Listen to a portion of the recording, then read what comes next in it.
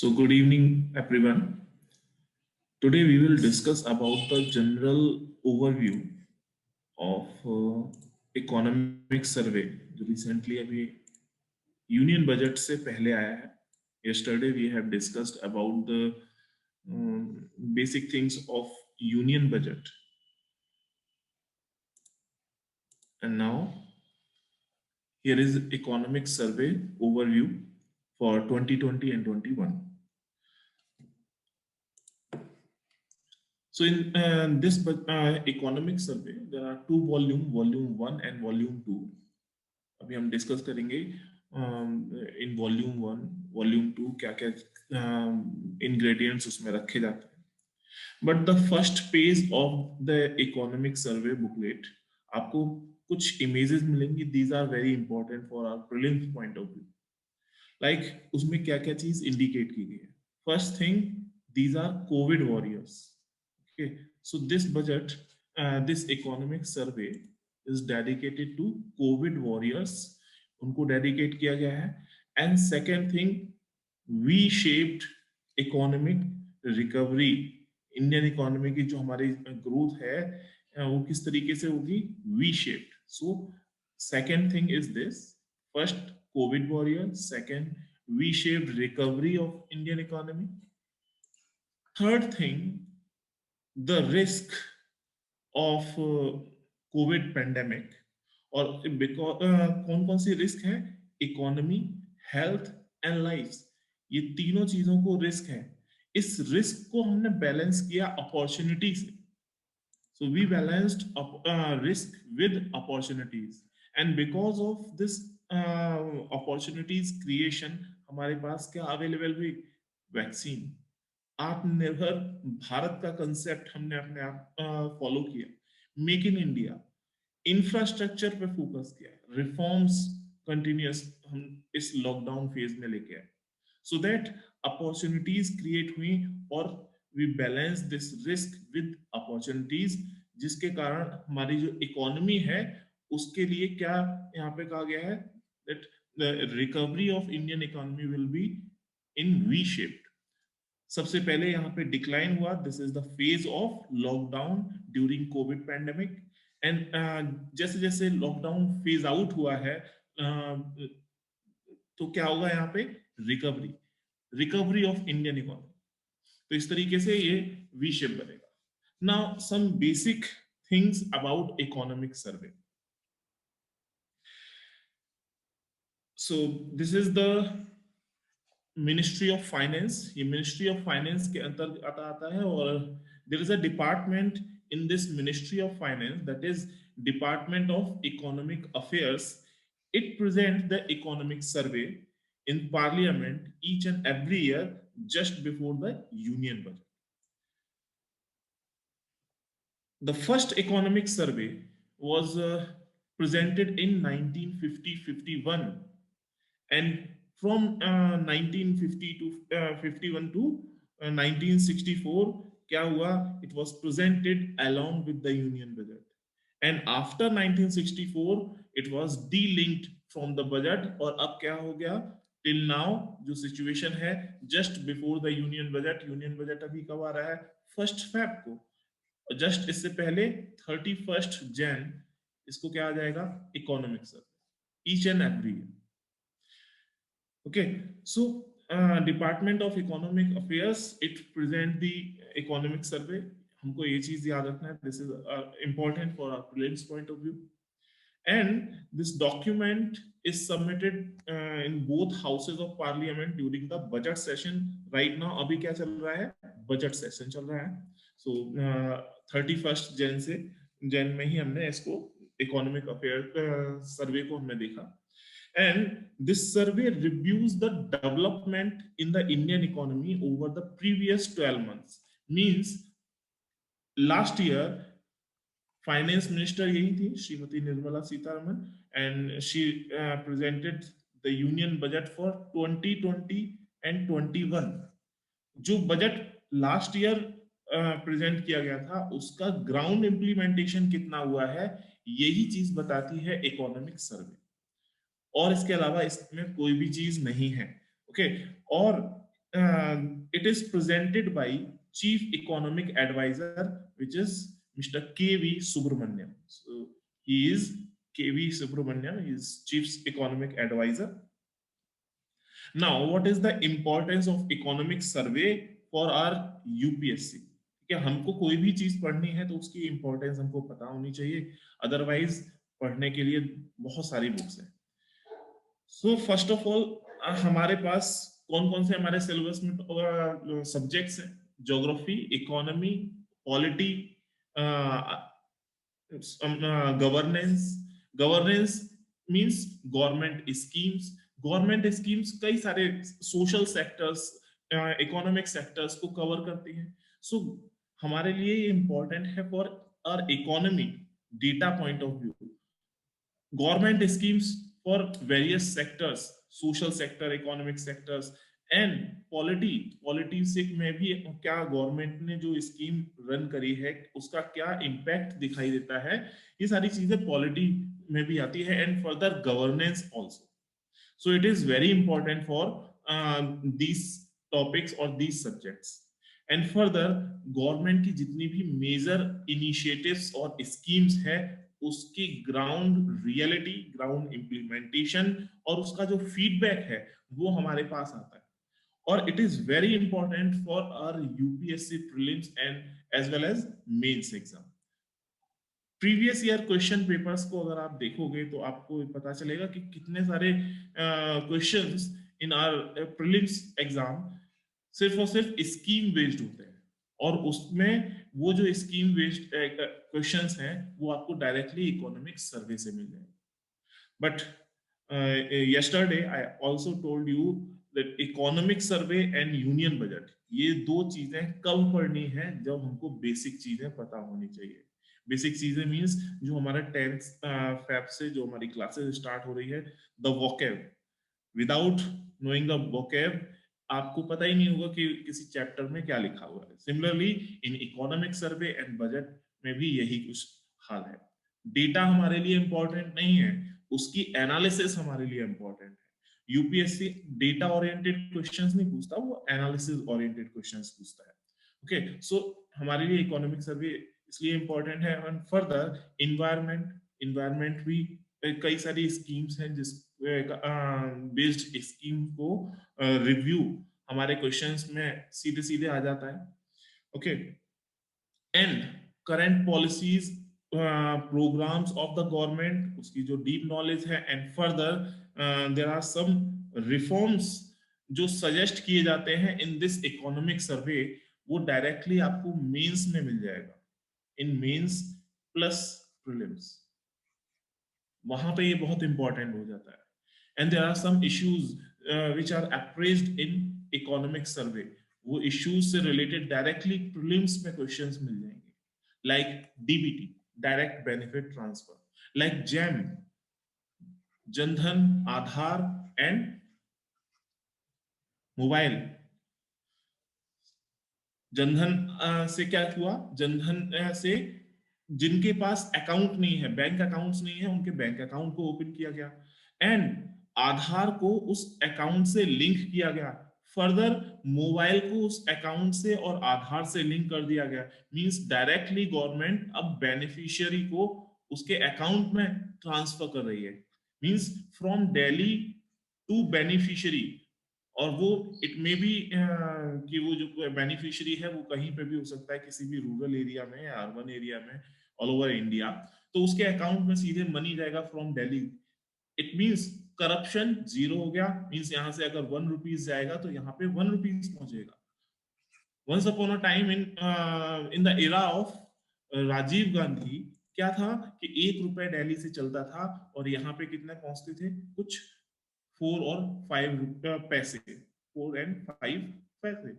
Means बाकी का जो 95 पैसा और 90 पैसा जो अमाउंट था वो कहीं ना कहीं करप्शन में जा रहा था। सो डीबीटी, जैम, ट्रिनिटी, ये जैम, ट्रिनिटी, ये कुछ ऐसे फ्रेजेस हैं, ये कुछ ऐसे इश्यूज हैं जो काफी फोकस्ड होते हैं।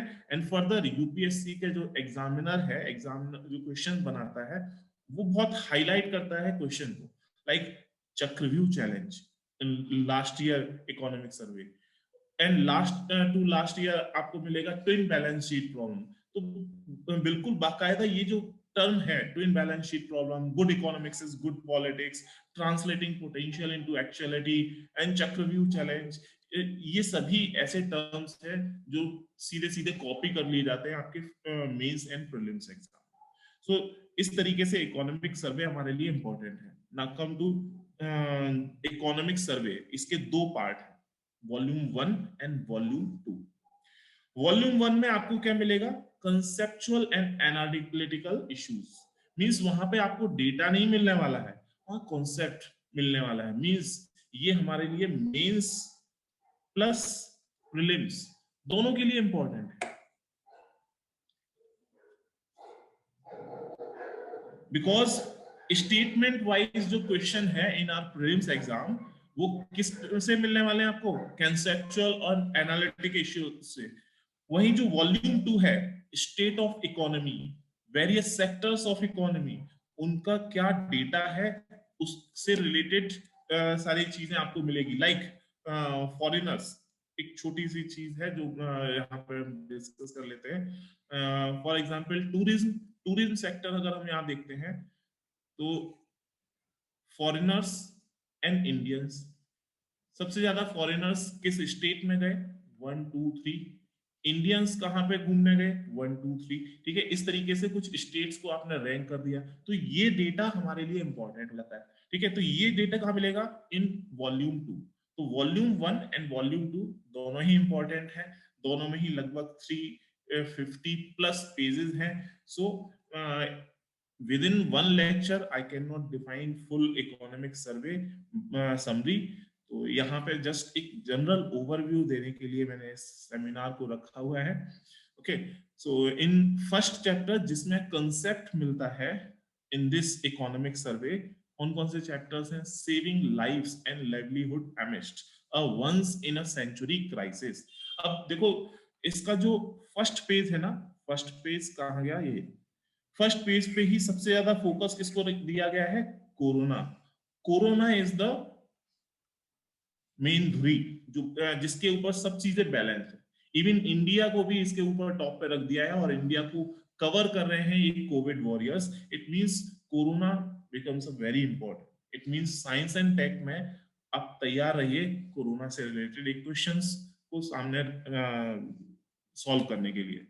It may be from corona, it may be from corona vaccine. तो दोनों से रिलेटेड कुछ ना कुछ क्वेश्चंस जरूर मिलेगा। कोरोना वॉरियर से रिलेटेड जो भी गवर्नमेंट ने स्टेप्स उठाए हैं वो हमारे लिए इंपॉर्टेंट होंगे। Okay, does growth lead to debt sustainability? Yes, but not vice versa. ये मान के चलिए कि ये मेंस, इस साल के मेंस में आपको ये क्वेश्चन बिल्कुल मिल जाएगा डिक्टो। Does growth lead to debt sustainability? तो ये हमारे लिए बहुत इंपॉर्टेंट हो जाएगा। ठीक है, तो इसको सेकंड चैप्टर में आप पढ़ सकते हो। मैंने बताया कि मैं समरी नहीं दे रहा हूं, जस्ट एक ओवरव्यू बता रहा हूं। Next is does India sovereign credit rating reflect it's fundamentals? Yes और नो। बिल्कुल आपको मेंस के ही क्वेश्चंस मिलने वाले हैं क्योंकि ये कंसेप्चुअल चीजें इसमें आपको दी हुई हैं। Health care, process reforms, regulatory forbearance and emergency medicine, innovation। innovation काफी इंपॉर्टेंट रहेगा बिकॉज पहले हम innovation पे मींस रिसर्च एंड डेवलपमेंट पे ज्यादा एक्सपेंडिचर नहीं रखते थे, खर्च नहीं करते थे, बट नाउ हम लोगों ने रिसर्च एंड डेवलपमेंट पे फोकस किया। व्हाई? बिकॉज कहावत भी है कि आवश्यकता ही आविष्कार की जन्म है। मींस जो नीड है वही हमारी आविष्कार को बढ़ाती भी है। तो हमारे सामने एक चैलेंज आया, दैट इज कोविड सिचुएशन। और कोविड पेंडेमिक में हमारे सामने ये नीड थी कि हमें एक वैक्सीन चाहिए, वर्ल्ड में कहीं अवेलेबल नहीं है। तो ऐसे में रिसर्च एंड डेवलपमेंट पे फोकस किया गया। तो पहले कहीं 2 से 2.5% के आसपास ऑफ जीडीपी इतना हेल्थ सेक्टर के लिए बजट डिफाइन किया जाता था, but now it is increasing continuously. और इन दिस कोविड सिचुएशन हमने ये देखा है कि गवर्नमेंट ने आउट ऑफ द बजट यहाँ पे मनी प्रोवाइड किया, जिसके कारण इनोवेशन हुआ। और बिकॉज ऑफ इनोवेशन हमको देखने को मिलता है कि in 2020 we are in first 50 countries जहां पे इनोवेशन सबसे ज्यादा हुआ है। इसी के साथ जय हो means Ayushman Bharat Jan Arogya Yojana, it is very important for our prelims and mains point of view. और उसके हेल्थ क्या उसके आउटकम्स हैं। एंड फर्दर एक नया इंडेक्स गवर्नमेंट ने यहाँ पे लाया है, the bare necessities index, it is very important. मान के चलिए इससे प्रीलिम्स में आपको एक क्वेश्चन मिलना जरूरी है। ओके, इन सेकेंड वॉल्यूम में आपको क्या मिलेगा? Data, statistics, what is the ground reality, so state of the economy, उसका एक मैक्रो व्यू मिलेगा। फिस्कल डेवलपमेंट्स मींस फिस्कल कितना डेफिसिट हुआ है, what is the fiscal deficit, what is the revenue receipt, what is the capital expenditure, capital receipts, everything will be mentioned in this volume. Monetary management, financial intermediation, prices and inflation. Okay, inflation क्या होता है, inflation को CPI WPI basis पे किस तरीके से find out करते हैं, ये सब हम करेंगे वन बाय वन जैसे ही हमारी 10th फेब से लेक्चर सीरीज स्टार्ट होगी। Social infrastructure, services, industries, human development. Okay, so this is about data part. Now come to the basic thing that is theme. It is very important. आपको ये state PCS exam में generally पूछ लिया जाता है, what is the theme of economic survey 2020 and 21। It is saving lives and livelihood. याद रखना 2020 it is the year of corona Covid, तो इट मींस हर एक चीज रिलेटेड होगी कोविड के। So saving lives and livelihoods, ये यहाँ पे इसका थीम है। And this economic survey is dedicated to all कोविड-19 warriors.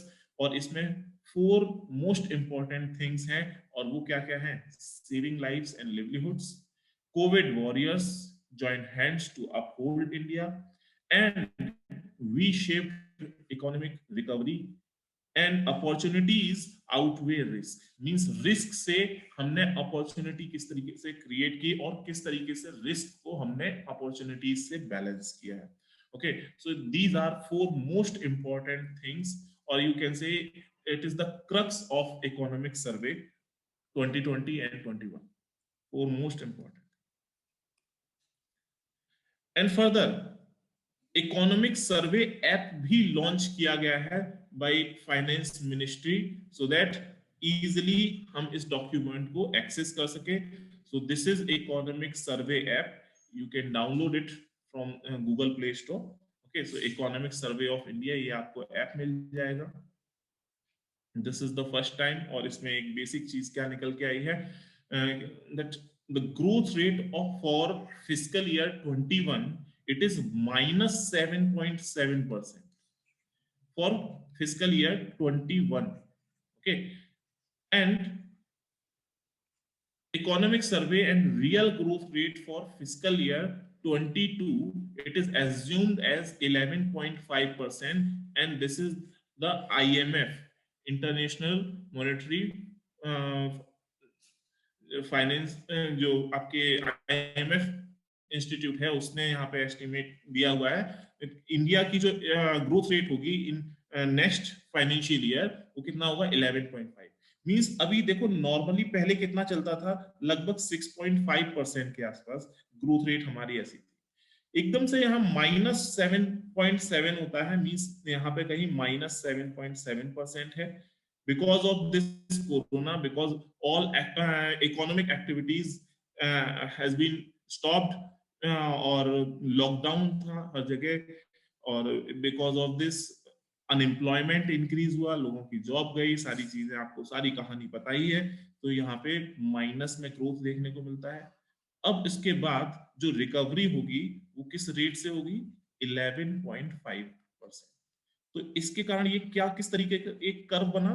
This is V shape, V for Weber, Weber my name. So ये जो कर्व है ये आपका क्या है? V shape. और इसके अलावा क्या इंपॉर्टेंट डेटा है? -7.7। देखो ये जो ग्रोथ रेट है ये काफी इंपॉर्टेंट डेटा होती है, बिकॉज इन स्टेट पीसीएस ये हमको डायरेक्ट डेटा पूछ लिया जाता है, -7.7, -7.5, इस तरीके से भी डेटा आ जाते हैं। बट फॉर यूपीएससी यहाँ पे आपको एनालिसिस किस तरीके से मिलेगी कि it is continuously decreasing. 7 in 2017-18, in 2018-19 it was 6.1, means 7 से ग्राफ नीचे आया है, फिर 6.1 to 4.2 in 2019 and 20, and from 4.2 कहां पे आ गए आप, -7.7।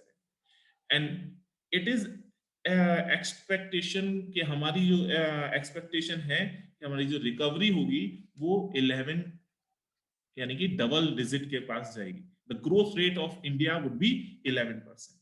हाउ, उसके क्या रीजंस हैं उसके ऊपर भी हम डिस्कस करेंगे अभी in this lecture.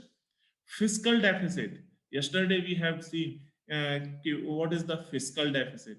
Okay, so fiscal deficit in 2021 it is 3.5, fiscal deficit last year increase हुआ था 2019-20 में, एंड उसके बाद यहाँ पे थोड़ा सा डिक्रीज हुआ। इन्फ्लेशन, इन्फ्लेशन का आप डेटा छोड़ सकते हो, बिकॉज यहाँ पे आपके लिए इंपॉर्टेंट नहीं है। ग्रोथ रेट हमारे लिए डेटा इंपॉर्टेंट होता है, जो जिसको मैं पॉइंट आउट करूं बस उसको फोकस करना है। एग्रीकल्चर, फॉरेस्ट्री एंड फिशिंग, यहाँ पे आपको growth rate of GVA at basis prices मिलेगा, और वो कितना है, 3.4। So in agricultural, forestry and fishing 3.4% की ग्रोथ देखने को मिली है in last financial year. Industrial growth, industries चलेंगी कहां से, देखो जो विलेजेस है, रूरल एरियाज है, जो लेबर थी unorganised labour in metro cities, वो सब कहां पहुंच गई, अपने अपने अपने घर, अपने अपने गांव में, और वहां पे उन्होंने किसमें काम किया, एग्रीकल्चर में। इसीलिए एग्रीकल्चर में तो ग्रोथ देखने को मिलेगी +3.4, but industries because of lockdown everything is close, तो यहाँ पे -9.6% आपको दिखाई देगा, मींस ग्रोथ नहीं हुआ है, बिल्कुल बंद हुआ है। सर्विस सेक्टर, ऑफिसेज भी क्लोज हुए हैं, इसीलिए जो सर्विसेज सेक्टर है, सर्विस सेक्टर में भी -8.8% का आपको डिक्लाइन देखने को मिलेगा। Okay, and foreign exchange reserve, foreign exchange reserve यहाँ पे इंक्रीज हुआ है, 586.1 मिलियन डॉलर होगा ये, यूएस बिलियन डॉलर। ओके, सो हमारे यहाँ ये कंटिन्यूअसली इंक्रीज हुआ है। सो फॉरेन एक्सचेंज रिजर्व ये हमारे लिए इंपॉर्टेंट है, it is continuously increasing. If foreign exchange reserve और forex reserve is increasing, it means the image of India in front of foreign investor वो पॉजिटिव है। Otherwise अगर ये चीज पॉजिटिव नहीं होगी तो क्या होगा,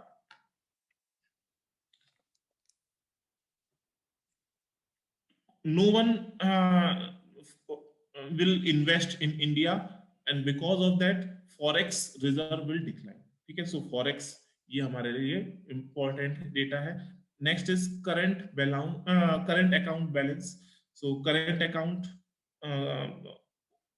क्या होता है इसके ऊपर हम लोग बाद में डिस्कस करेंगे, इसको छोड़ देते हैं। Next, summary of India's policy response, it is mature, far sighted policy response, and ये किस चीज के लिए बात कर रही है, ये जो पॉलिसी है for fighting against the covid situation, covid pandemic. और यहाँ पे हमने क्या मेजर लिया है, we took short term pain for long term gain. Long term gain के लिए हमने यहाँ पे एक शॉर्ट टर्म पेड किया, क्या पे किया है, एक हैवी चार्जेस वहां पे किए हैं, लॉकडाउन किया, बिकॉज ऑफ लॉकडाउन इकोनॉमी -7.7% यहाँ पे हमको ग्रोथ देखने को मिल रही है, मींस डिक्लाइन हुई है।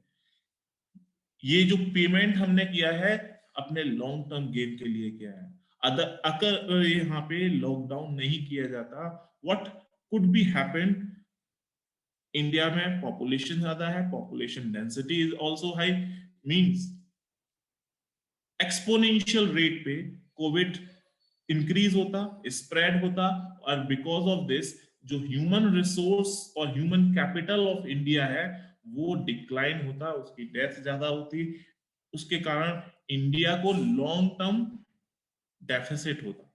सो for long term gain government को शॉर्ट टर्म पेड करना पड़ा।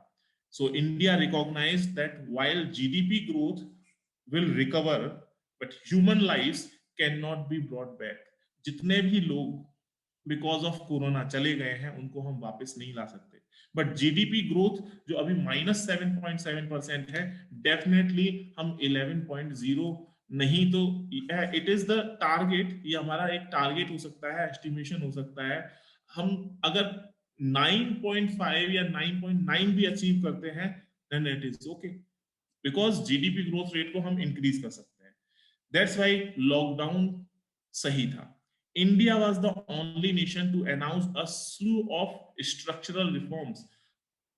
Indian government ने लॉकडाउन को अप्लाई करने के बाद सिर्फ अपने आप को एक जगह स्थिर करके नहीं रखा, बल्कि उसने कंटिन्यूअसली अपने पॉलिसीज में स्ट्रक्चरल रिफॉर्म्स लेके आए। And because of these reforms what will happen, economy जो यहाँ पे अब हम 11% की बात कर रहे हैं वो बूस्ट हो रही है। Innovation, research and development, innovation, इसके ऊपर गवर्नमेंट ने एक्सपेंडिचर को बढ़ाया। एंड बिकॉज ऑफ दिस आज की कंडीशन क्या है कि इंडिया की vaccine all over world demand है उसकी। India's demand side measures were more calibrated, recognize the simple idea that pushing the accelerator only works when the brakes are removed. And further, a V-shaped recovery without a second wave makes India sui generis in mature policy making. And lastly, India's mega vaccination drive, ये बहुत important है, and it is one of the factors behind जो growth है 11% की, जो हम यहाँ पे एस्टिमेशन अपना एक लगा रहे हैं कि we will achieve 11% growth rate. उसके पीछे एक मेजर कॉज है mega vaccination drive, because India has successfully researched and made a vaccine for fighting against the corona, और यहाँ पे मेगा वैक्सीनेशन ड्राइव भी स्टार्ट हो चुकी है। सबसे पहले कोविड वॉरियर्स को दी जाएगी, देन धीरे धीरे सीनियर सिटीजन्स को, देन धीरे धीरे बाकी सभी पब्लिक को प्रोवाइड की जाएगी, सो दैट हमारा जो ह्यूमन रिसोर्स है वो सेफ है, वो सेफ रहेगा। Then we can provide skills, skills development होगा, further we can improve our manufacturing sector, और मैन्युफैक्चरिंग सेक्टर अगर इम्प्रूव होगा देन द प्रोडक्शन और growth and development of India, it will automatically improve. Now, what are the strategies to face pandemic? तो यहाँ पे आप देख सकते हो short term pain and long term gain, ये जो कुछ चीजें हैं ना, इस तरीके के टाइटल्स, ये आपको ध्यान में रखना है। You can use it in your mains answer writing, और अगर आप इस तरीके के टर्म्स को यूज करते हो डेफिनेटली आपको 2 और +1 मार्क्स एडिशनल मिल जाएगा, बिकॉज जो एग्जामिनर है वो इससे इंप्रेस ज्यादा होता है। Okay, so focus on saving lives and livelihood, हमारा फोकस इस चीज के ऊपर था, इकोनॉमी के ऊपर नहीं था, बिकॉज हमारा मानना है human capital is important. Growth rate हम अचीव कर सकते हैं, ह्यूमन कैपिटल जो एक बार जिसकी डेथ हो गई we can not achieve it. And we have learned a lesson from Spanish flu in 1918. 1918 में हमारे इंडिया में एक स्पेनिश फ्लू आया था, और तब भी कुछ ऐसी ही कंडीशन थी, और एट दैट टाइम भी वहां पे क्या क्या कंडीशन, क्या क्या मेजर्स को अपनाया गया, उसके आधार पे वो लेसन को भी यहाँ पे यूज किया गया for fighting against the pandemic. Okay, so this is a strategy, and further, one of the key insights was the pandemic spread faster in higher and denser population, and intensity of lockdown matters most at the beginning of the pandemic. कई लोग including opposition वो government को criticise कर रही थी कि मार्च 2020 सिर्फ मैं एकदम से लॉकडाउन नहीं करना चाहिए था। कुछ लोगों का कहना था पहले से ही लॉकडाउन कर देना चाहिए था, जनवरी में फर्स्ट केस रिकॉग्नाइज हुआ था। तो सबकी अपनी अपनी कहानी है, बट मेजर थिंग क्या है कि जब मार्च में जो ग्राफ है, growth rate of Covid patients है, वो इंक्रीज होती है, तो उसके कारण गवर्नमेंट ने एकदम से ऑल ओवर इंडिया उसको लॉकडाउन स्टार्ट किया। ठीक है, जिसके कारण हमारा ह्यूमन कैपिटल, जो कहीं ज्यादा हमारी डेथ हो सकती थी, उसको हमने सेव किया, और उसी के बेसिस पे हम ये क्लेम कर रहे हैं that we will achieve 11% growth. Now there are 4 pillar strategies, और वो 4 पिलर स्ट्रेटजीज में हमने क्या क्या अपनाया है? Containment, physical policy, financial things and long term structural reforms. हमने जो कंटेनमेंट एरियाज थे उसको ब्लॉक कर दिया। जो सपोज किसी एक्स रीजन में ज्यादा यहाँ पे केसेस इंक्रीज हो रहे हैं, तो लॉकडाउन में सबको पता है कि उस एरिया को कंटेनमेंट एरिया घोषित कर दिया गया, और उसके बाद वहां पे कोई भी जा नहीं सकता है। और माइक्रो लेवल पे उसमें उसको एनालिसिस किया गया, किस तरीके से हम उसको रिजॉल्व कर सकते हैं, डायल्यूट कर सकते हैं। उस this is the first policy. Second thing, physical policy, financial policy. उसमें हमने क्या किया? calibrated fiscal and monetary support was provided given the evolving economic situation। कई सारे राहत पैकेज गवर्नमेंट ने प्रोवाइड किए। जो फार्मर्स है, जो पुअर्स है, उनको फ्री में फूड प्रोवाइड कर रहे हैं। कई लोगों को, फार्मर्स को सीधे उनके अकाउंट में मनी प्रोवाइड कराया गया। ये क्या है? This is the monetary support, this is the financial support, and further physical policy को भी कैलिब्रेट किया गया, सो दैट हमारी जो इकोनॉमिक सिचुएशन है, मींस जो मार्केट में डिमांड एंड सप्लाई है, वो एक बेहतर लेवल तक रहे। Favorable monetary policy ensured abundant liquidity and immediate relief to debtors via temporary moratoria, and cushioning the vulnerable in the lockdown and boosting consumption and investment while unlocking, mindful of fiscal repercussions and entailing debt sustainability. So these are 4 pillars strategy. It is very important. ये जो term है आपको directly use करना है in your answer writing. 4 pillar strategy, short term pain, long term gain. ये कुछ ऐसे points हैं जहां से आपको नंबर खींचना है, मींस नंबर लाना भी जो एग्जामिनर है उसके नंबर खींचना एक आर्ट है। तो वो यही एक की है कि आप ये सारे टर्म्स यूज करो। Next is health care takes centre stage. I have already told you that earlier in earlier budget 1 to 2.5% of GDP इतना allotment होता था for health sector, but now आपने क्या देखा कि ये इससे ज्यादा इंक्रीज हो चुका है इन रिसेंट बजट। और कितना था? You can see in my slides, मैंने आपको कल शेयर कर दी थी। आई होप आपको मिल गया होगा टेलीग्राम पे।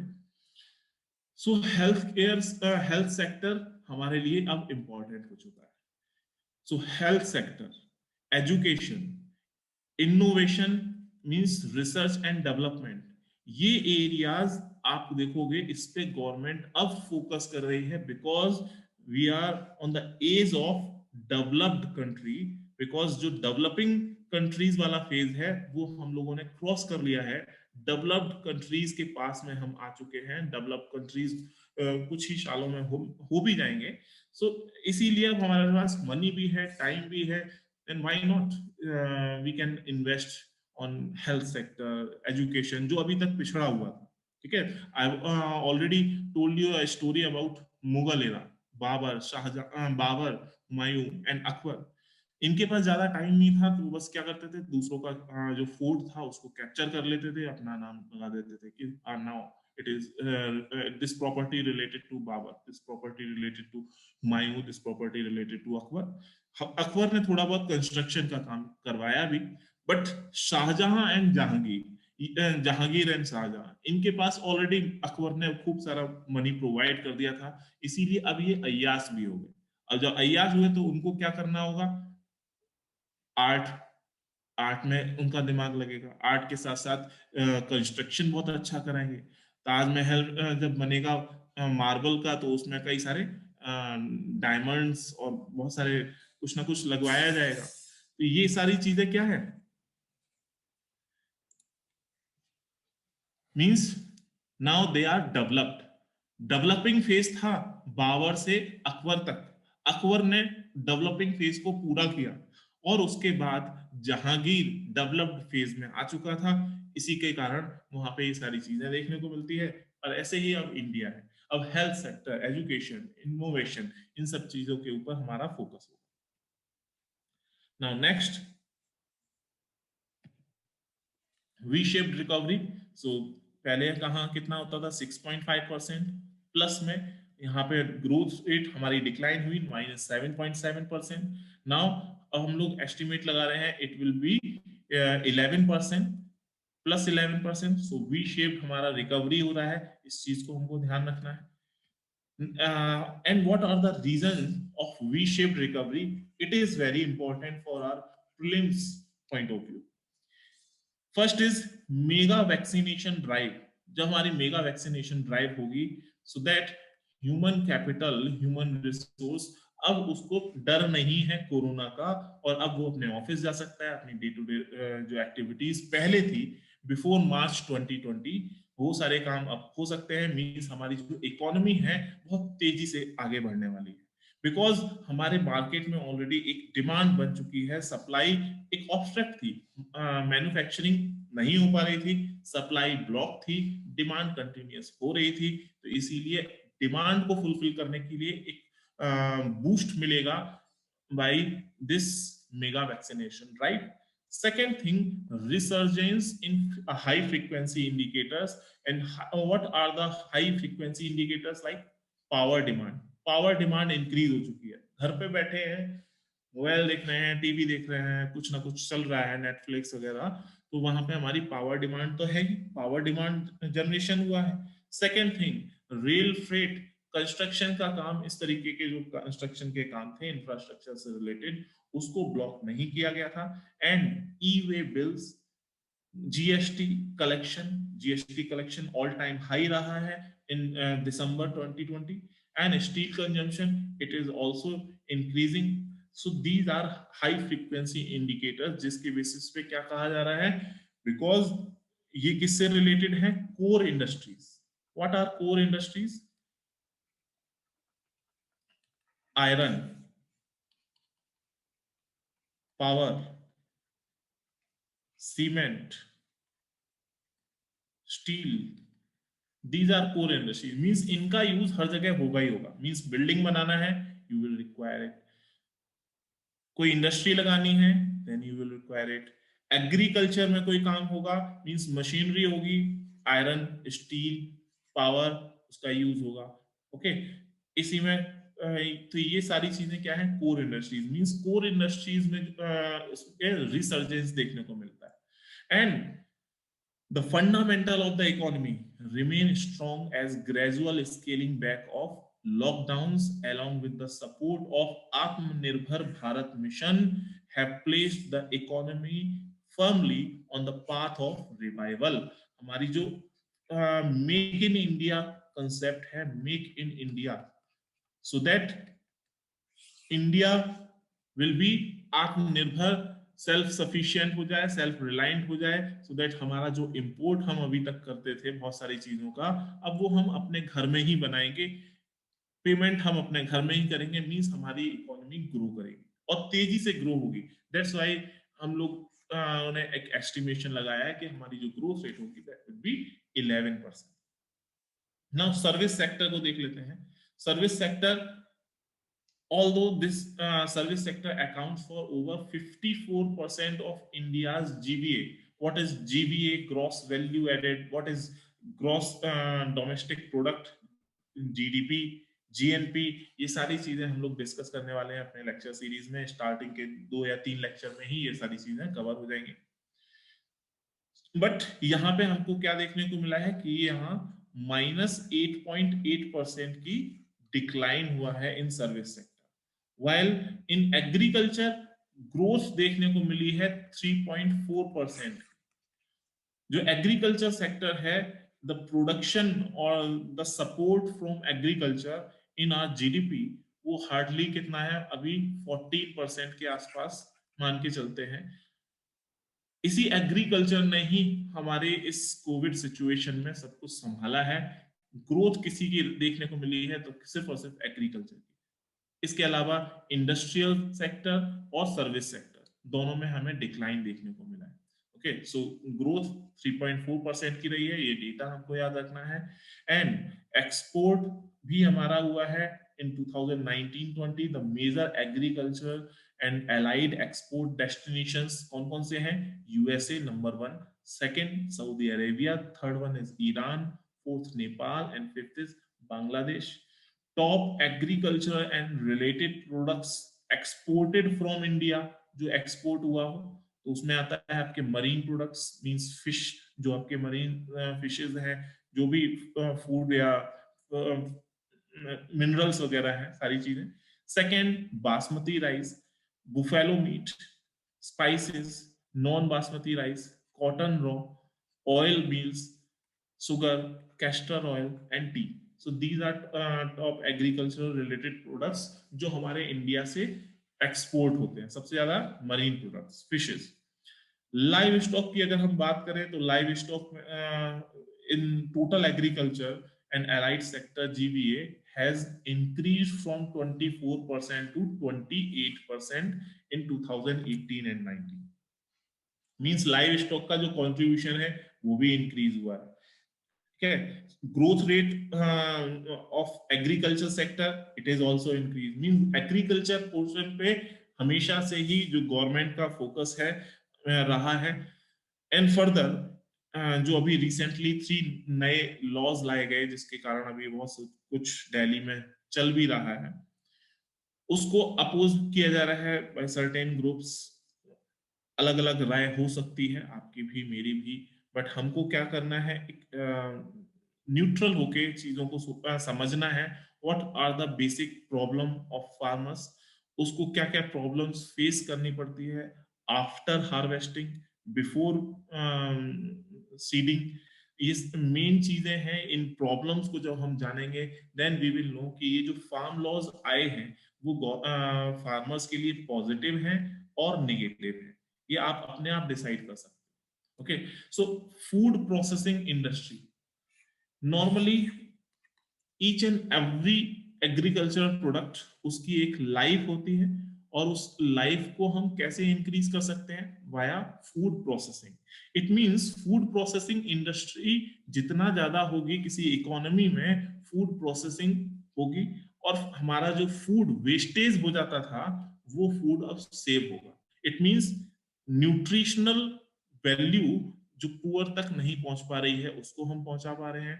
बहुत सारा जो फूड स्टॉक हमारा वेस्ट हो रहा है उसको प्रिजर्व कर पा रहे हैं। So during the last 5 years FPI means food processing industries, it is continuously growing at an average annual rate of around 9.99, means near about 10%, as compared to around 3.12% in agriculture and 8.25% in manufacturing. Now come to farm laws. This economic survey strongly defended new farm laws. आप कह सकते हो कि भाई government का है तो government अपने तीनों लॉ को डिफेंड करेगी ही। एंड हमारे लिए यूपीएससी में जो इकोनॉमिक सर्वे में लिखा है उसी के हिसाब से चीजें बतानी है, ठीक है? और अलग कोई राय हो तो आप फिर आपको नंबर नहीं मिल पाएगा। It says that they herald a new era of market freedom. Market freedom की बात करता है, which can go a long way in improving lives of small and marginal farmers in India. What happened in agricultural mandis? वहाँ पे एक person है which is called आड़तिया. It is a middleman between farmer and government. Farmer and government के बीच में ये जो आड़तिया है, it is a middle man, और ये फार्मर अपने एग्रीकल्चर प्रोड्यूस को इस आड़तिया को सेल करेगा। एंड ये इसको एमएसपी पे एमएसपी प्रोवाइड करेगा। MSP for its agricultural produce. और फर्दर ये गवर्नमेंट के जो एफसीआई है वो इसे अपना फूड स्टॉक परचेज कर लेगी एट सम प्राइस, और जो डिफरेंस होगा वो इसका प्रॉफिट हो जाएगा ऑफ दिस आड़ती। अब होता क्या है कि जो रिच फार्मर्स हैं उनसे तो स्टॉक परचेज कर लिया जाता है, बट जो स्मॉल एंड मार्जिनल फार्मर्स हैं जिनकी जो प्रोड्यूस है एग्रीकल्चर प्रोड्यूस वो बहुत ज्यादा अमाउंट में नहीं होती है, तो ऐसे में ये आड़तियां बीच पे इनको मना भी कर सकते हैं। अब जब अगर ये आड़तियां मना कर दे तो इन लोगों के पास फिर ऑप्शन क्या होगा, ये आउटसाइड ऑफ मंडी वहीं पे अपने एग्रीकल्चर प्रोड्यूस को सेल करेंगे। तो ऐसे में अभी तक ये सिस्टम पहले भी था बट ऑर्गेनाइज सिस्टम नहीं था। अब गवर्नमेंट ने बाय यूजिंग दिस और by making these three new farm laws क्या किया, इसको एक ऑर्गेनाइज बनाया सो दैट जो डिपेंडेंसी ऑन आड़तिया है वो डिक्रीज हो जाए। जब डिपेंडेंसी ऑन आड़तिया डिक्रीज होगा मींस मिडिल मैन का रोल खत्म हो जाएगा, तो फार्मर विल एम्पावर फार्मर्स को जहां बेस्ट प्राइस मिलेगा बाय यूजिंग ई नाम, जो ई प्लेटफॉर्म है इलेक्ट्रॉनिक पोर्टल है, वहां पे वो चेक कर सकता है कि ठीक है मेरे पास अगर 1 टन वीट प्रोड्यूस हुआ है ओनली, तो मेरा 1 टन वीट भी कहीं बेस्ट प्राइस पे सेल हो जाए, ये चीज मैं ई नाम पे चेक कर सकता हूँ। बट अगेन एक प्रॉब्लम निकल के आती है इसके बाद, वो होती है लिटरेसी की। तो कंप्यूटर लिटरेसी इनके लिए भी अलग अलग स्कीम्स चल रहे हैं। Okay, next is bear necessities. It is very important, very important. ये एक नया इंडेक्स निकल के आया है, bear necessities index. Rural urban दोनों ही एरिया के लिए इसको रखा गया है ऑल इंडिया लेवल पे। this indicator, this index has 26 indicators on 5 dimensions. And what are those 5 dimensions? Sanitation, number one. Second, water. Third is housing. Fourth is micro environment. And fifth is other facilities. अब ये ध्यान रखना कि इसी point में 2 type के questions आपके prelims के सीधे सीधे रखे हुए हैं। First of all, bare necessity index has constructed in this economic survey for rural sector only or urban sector only or rural and urban both. Second statement को अगर हम ले, it includes 24 indicators, but ये क्या है, exact value कितनी है, 26 indicators. मैं क्या बता रहा हूं आपको कि किस तरीके से प्रीलिम्स में क्वेश्चंस और स्टेटमेंट आते हैं। 5 dimensions which are included in this index वो कौन कौन सी है, sanitation, water, housing, micro environment and other facilities. तो ये हमारे लिए इंपॉर्टेंट है। Next, this survey also showed that that all states have increased access to bare necessities। और सबसे ज्यादा हाईएस्ट बेयर नेसेसिटीज कहां पे देखने को मिलती है, Punjab, Kerala, Gujarat, Punjab and Haryana, sorry Gujarat and Haryana. So these are 5 state जहां पे highest bare necessities. Lowest bare necessities कहां पे है, Jharkhand, Orissa, waste Bengal and Tripura. So Jharkhand is the lowest, Punjab is the highest. इस तरीके से डेटा भी आपको याद रखना है, कुछ जो मैं जहां पे वेरी इंपॉर्टेंट बता दिया। इंटर स्टेट डिस्पैरिटी आपको देखने को मिलेगी, लाइक पंजाब में सबसे ज्यादा है, वहीं झारखंड, उड़ीसा, वेस्ट बंगाल, त्रिपुरा वहां पे सबसे कम है। So interstate disparities in the access to the bare necessities also showed a decline in 2018 in comparison to 2012 across rural urban areas। means rural urban areas में 2012 में जितना बेयर नेसेसिटीज की एक्सेस होती थी, मींस नेसेसिटीज मींस जो हमारी requirement है, बहुत ज्यादा आवश्यकता है, वो चीज पहले कम मिलती थी, बट अब धीरे धीरे गवर्नमेंट उसको प्रोवाइड कर रही है। सो इट इज कंटिन्यूअसली डिक्लाइनिंग, ये स्टेटमेंट भी हमको याद रखना है। Further, the annual survey noted that the access to bare necessities has improved disproportionately more for the poorest household in comparison to richest households. तो जो बेयर नेसेसिटीज है वो वास्तव में जो पुअरेस्ट हाउसहोल्ड्स हैं उनको ही बेयर नेसेसिटीज की आवश्यकता सबसे ज्यादा है, because they have not sufficient financial resources. Financial resources richest household के पास है, मुकेश अंबानी इनके पास है, मिडिल क्लास है उसके पास भी अपनी नेसेसिटी को फुलफिल करने के लिए फाइनेंशियल रिसोर्सेज अवेलेबल है। तो ऐसे में गवर्नमेंट किसको टारगेट करेगी? पुअरेस्ट हाउसहोल्ड को, पुअर पर्संस को, ठीक है। तो बीपीएल ग्रुप को। ऐसे में जो वहां पे डिस्प्रोपोर्शन होता था वो अब चीज इंप्रूव हुआ। And further the bare improved access to bare necessities, it is related with improvement in health indicators. Means you can say bare necessities access is directly proportional to health indicators. जितना ज्यादा health indicator better होगा, means infant mortality rate, mother mortality rate, child mortality rate जितना कम होगा उतना ही bear necessities की जो access है वो आपको ज्यादा दिखाई देगी, ठीक है। तभी तो वो मोर्टेलिटी रेट कम हो रही है और उनकी हेल्थ अच्छी हो रही है, ठीक है। सो बेयर नेसेसिटी इंडेक्स आपको याद रखना है। Next is innovation. So India enter top 50 innovating countries for the first time in 2020. It is very important because हमने ये फर्स्ट टाइम अचीव किया है। तो हमेशा याद रखिए फर्स्ट टाइम कोई चीज हो, 10th time, 50th time, 25th time, 100th time, कुछ भी इस तरीके की चीजें होती हैं वो हमारे प्रीलिम्स पॉइंट के लिए बहुत ज्यादा इंपॉर्टेंट है। Next is survey also shows that the government contribution to research and development expenditure is 3 times the average contributed by government in top 10 economies. तो अब आप देख लीजिए कि R&D, रिसर्च एंड डेवलपमेंट के लिए हमारा फंड कितना ज्यादा एलोकेट हो रहा है, ठीक है। उसी का एक नतीजा है कि हमारे पास कोवैक्सिन आज हमने फाइंड कर लिया है and we are using vaccine as a vaccine diplomacy.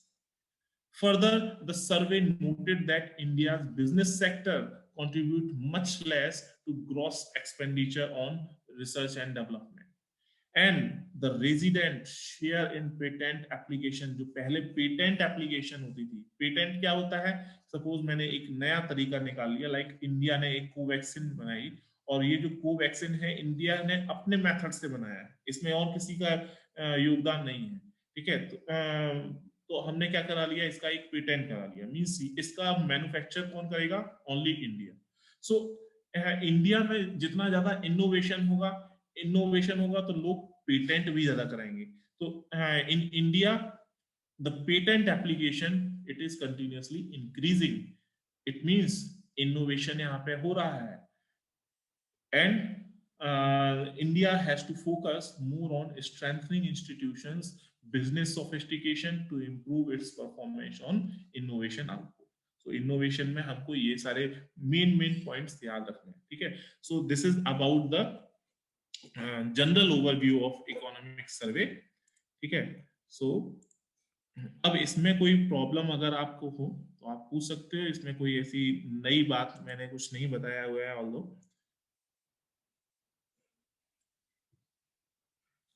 Saurabh, Rahul, Preet, Abhishek, Mavi, Rahil, ठीक है। अगर इसमें कोई प्रॉब्लम नहीं है then we will meet you on 10th Feb।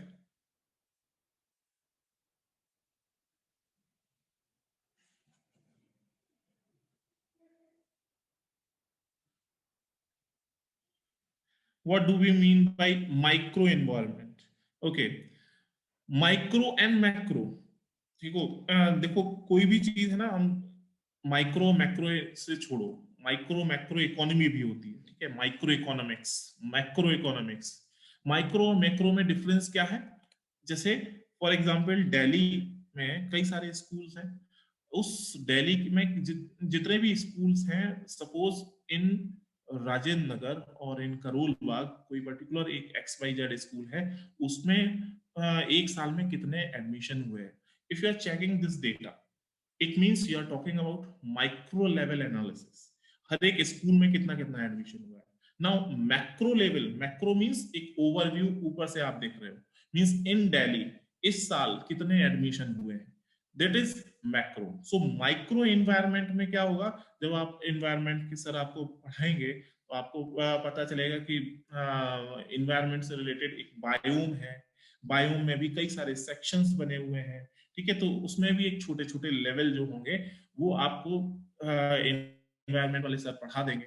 अभी एक मोटा मोटा ओवरव्यू जनरल स्टडी है ना, बस इसी तरीके से पढ़ना है, ठीक है। So micro environment related to economy अगर हम बात करते हैं, फॉर एग्जांपल इंडस्ट्री, तो इंडस्ट्री में भी माइक्रो एनवायरनमेंट एक डिफरेंट चीज हो जाती है। फॉर एग्जांपल इस जैसे हमारा जो टेक्सटाइल पार्क की बात की गई थी, 7 टेक्सटाइल पार्क्स डेवलप किए जाएंगे, ये हमारे इस बजट में अनाउंस हुआ है। तो इस जो ये 7 टेक्सटाइल पार्क होंगे, उस पार्क को एक पर्टिकुलर किसी एरिया में डेवलप किया, फॉर एग्जांपल गुरुग्राम और मानेसर के पास वो कहीं टेक्सटाइल पार्क लगाया गया, और उस पार्क में क्या क्या फैसिलिटीज प्रोवाइड की जाएंगी फॉर टेक्सटाइल कंपनीज, उसको हम बारीकी से ध्यान देंगे in comparison to outer side of that area. उसके आगे मानेसर में कई सारे और भी प्लांट हो सकते हैं, कई अर्बन और मतलब वहां सेटलमेंट भी हो सकते हैं, लोग रहेंगे भी, बट हम we are talking about that park. और उस पार्क में पावर कैसा मिल रहा है, वाटर कितना है, वाटर डिस्पोज जो करना होगा उसकी क्या फैसिलिटीज अवेलेबल की गई हैं। So it is also a kind of micro environment related to economy. Okay, so I hope Saurabh आपका पॉइंट क्लियर हो गया होगा।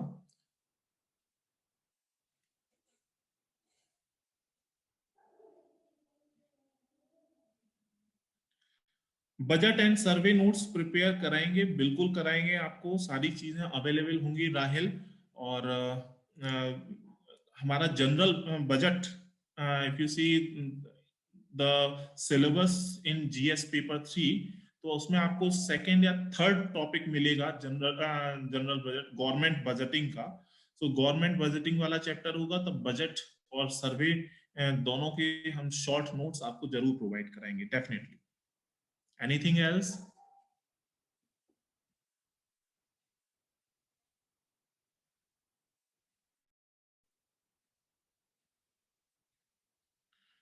नहीं है, चलो कोई बात नहीं है, ठीक है। अब हम लोग मिलते हैं 10th को। So yes Saurabh.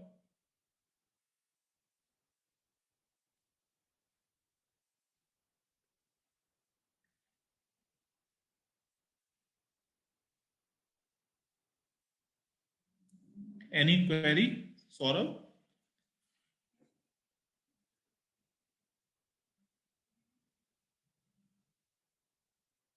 Apart from NCRT, which book we do we need to follow? Apart from NCRT, you should follow only my slides. I will provide you whole the crux of the economy. वैसे रमेश सिंह एक अच्छी book है Indian economy की, but before starting class from 10th कुछ NCERT करनी है। Yes, 9th 10th 11th 12th, ये 9th से लेके 12th तक की एनसीईआरटी नॉर्मली हम लोगों को पढ़ना होता है, तो आप उसको पढ़ लीजिए। बट मैं कहूंगा कि आप इंडियन इकोनॉमी की अगर आप चाहो एक बुक लेना तो रमेश सिंह आप ले सकते हो। अदरवाइज जो मैं लेक्चर्स आपको यहाँ प्रोवाइड कराऊंगा, लेक्चर्स की जो भी स्लाइड होगी, that will be okay, that will be sufficient, more than enough. उसके अलावा आपको कहीं भी कुछ नहीं करना है, बिकॉज जो चीज मैं प्रोवाइड कर रहा हूँ एक सिंपल टर्म्स में होगी, वो चीज बुक में आपको अवेलेबल नहीं होगी। बुक में थोड़ा सा बुकिश लैंग्वेज होगी, यहाँ थोड़ा सा एक जनरल नॉलेज वाली चीजें होंगी, ठीक है। तो ये सारी चीजें हम कर सकते हैं, ओके।